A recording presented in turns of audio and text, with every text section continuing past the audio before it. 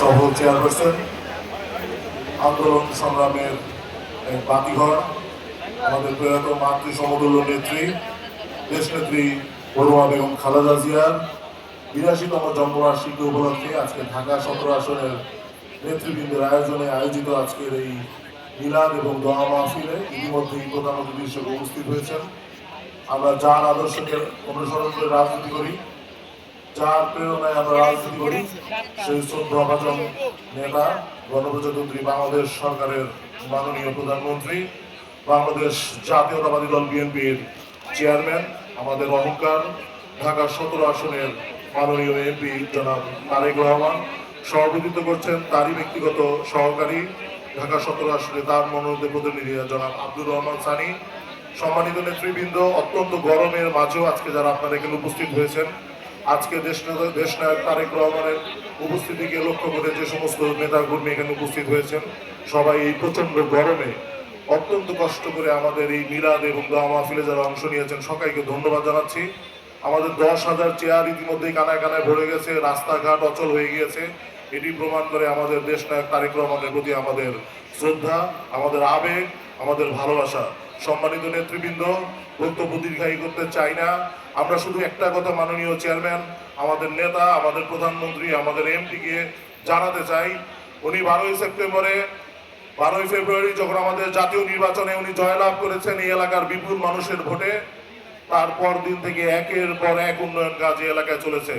আমাদের যে সমস্ত নেতাকর্মী সুবিধা বঞ্চিত ছিল তাদের জন্য তিনি রিক্সা কিনে দিয়েছেন, কারো সুবিধার্থে সেলাই মেশিন কিনে দিয়েছেন। প্রায় ৪,৫০০-এর উপরে নেতাকর্মী প্রত্যক্ষ ভাবে সহায়তা পেয়েছেন গণপ্রজাতন্ত্রী বাংলাদেশ সরকারের মাননীয় প্রধানমন্ত্রী তারেক রহমানের পক্ষ থেকে। আজকেও আমার বরাবর যে লাল গেঞ্জি পরিহিত ৭০০ লোক উপস্থিত আছেন, তাদেরকে আজকে মাননীয় প্রধানমন্ত্রী এই অঞ্চলে মিলাদের জন্য তাদেরকে আর্থিক সহায়তা দেওয়ার জন্য আজকে আপনাদেরকে আমন্ত্রণ জানিয়ে এনেছেন। আজকে আপনারা যারা এখানে উপস্থিত হয়েছেন সবাই যারা সুবিধা বঞ্চিত লোকজন আছেন সকলকে আর্থিক সহযোগিতা করা হবে। এই ৭০০ পরিবার আমরা আশা করি স্বাবলম্বী হতে পারবে সেই আর্থিক সহযোগিতা গ্রহণ করার পরে। আমাদের এই এলাকায় দীর্ঘ ১৭ বছর খুনি ফ্যাসিস্ট হাসিনার আমল থেকে মানুষের জনদুর্ভোগ ছিল, মানুষের পানির কষ্ট ছিল, মানুষের যানজটের কষ্ট ছিল। সব কষ্টকে আপনি নিজের মনে করে নিজে ধারণ করে যেভাবে এগিয়ে এসেছেন, আমরা এর জন্য আপনার কাছে চিরকৃতজ্ঞ থাকবো।